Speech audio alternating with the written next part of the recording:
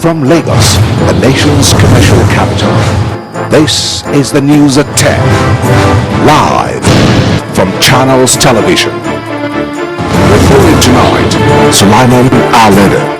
Well, hello and welcome tonight. It's another major attack in Borno State as Islamic militants bomb Bama village. Scores of people are here dead.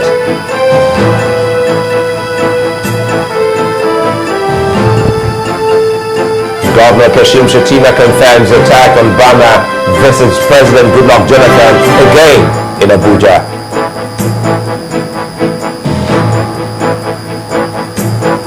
Fuel queues resurfaces in some parts of the country. Directorate of Petroleum Resources attributes it to hoarding.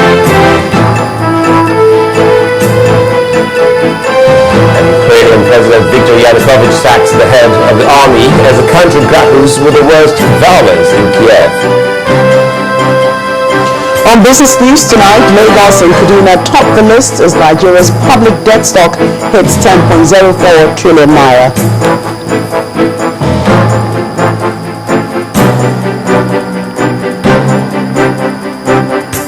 While in sports news, ahead of the 2014 World Cup in Brazil, President Goodluck Jonathan pledges his support for the Nigeria Football Supporters Club, except when the patron title. Hamlinda Kibuyan from Abuja, the House of Representatives digs deeper into the controversial presidential order removing kerosene subsidy.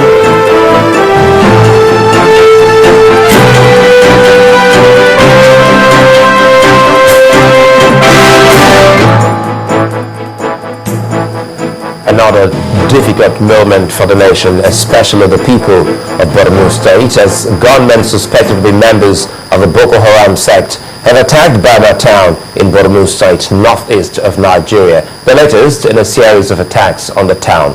It was gathered that the attackers stormed the town, which is a few kilometers from Maiduguri, the state capital, at about 4 a.m. today in various vehicles armed with improvised explosive devices and setting 7 houses and vehicles ablaze.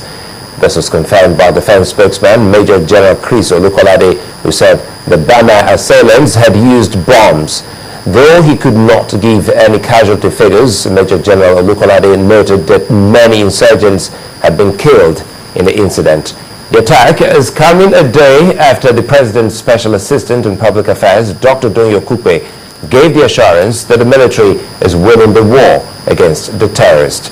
His statement contradicted the comments of the governor of Borno State, Kashim Shettima, a day before, in which he called for more troops to be deployed to Borno, noting that the insurgents were better armed and better motivated than the military.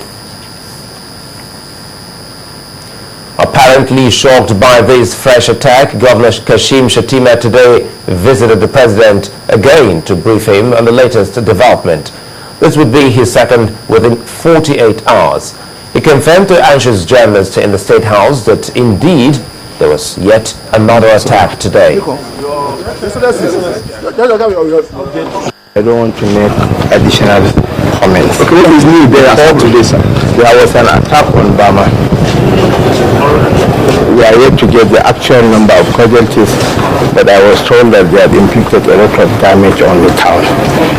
Otherwise, the military are doing their best. But did you come on your own? You were summoned by him. I came on my... He's the president of Nigeria, for God's sake. Why can't I come and update him?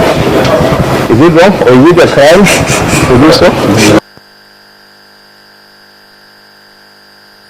Well, before that visit, the governor had reacted to the comments made by the senior special assistant to the president on public affairs, Dr. Donyo Kupe, to the effect that the Boko Haram insurgents are better armed than the security forces put together. Governor Shettima described Dr. Okupe's comment as unfair and insensitive to the sorrowful plight of Borno people. According to him, it is an irony to realize that while Dr. Okupe didn't find it worthy to sympathize with people of Borno State by condemning the killing of about 300 people by the insurgents in February alone, he found it urgent to take advantage of an honest opinion just to show his face on television in the name of doing his job. End of quote. In the meantime, the Nigerian police authorities have concluded arrangements to begin training of 10 senior police officers and bomb detection. The Inspector General of Police, Mr. Mohammed Abu Bakr, after a meeting with a Pakistani representative, said the training would help enhance the performance of the officers. We agreed to partner in terms of training and capacity building. We have been given slots already to send 10 of our officers to Pakistan for training, and we are ready to do that in the area of terrorism and other special areas of investigation and scientific investigation that has to do with scene of crime and bomb detection.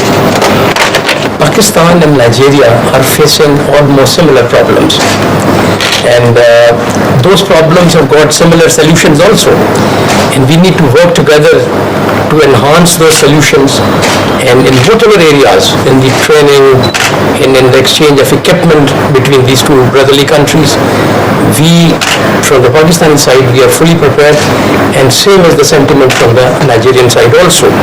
So inshallah, all the problems, particularly in the area of security, internal security, and all those issues, we are cooperating, and inshallah we will cooperate more.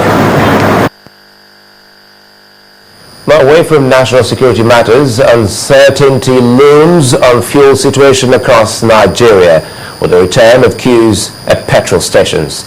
Investigations revealed that operators of some fuel outfits have cashed in on the uncertainty over the supply of the product to increase prices. Our correspondent Loretta Chioga takes a look at the situation in some parts of the country. The return of long lines to petrol stations in some parts of the country seems to bring fears about scarcity of the commodity. Each time this happens, businesses are slowed down or even grounded for as long as the scarcity lasts. Safe Trip, Corn Oil, Rain Oil and some other petrol stations in Okota area of Lagos State are practically locked.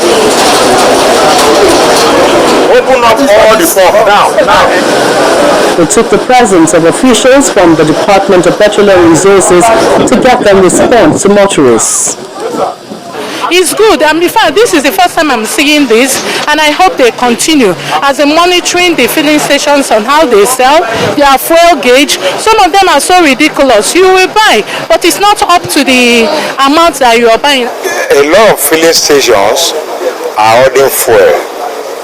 We know we have enough fuel at the depot that can go around the whole nation, but most of them are ordering it.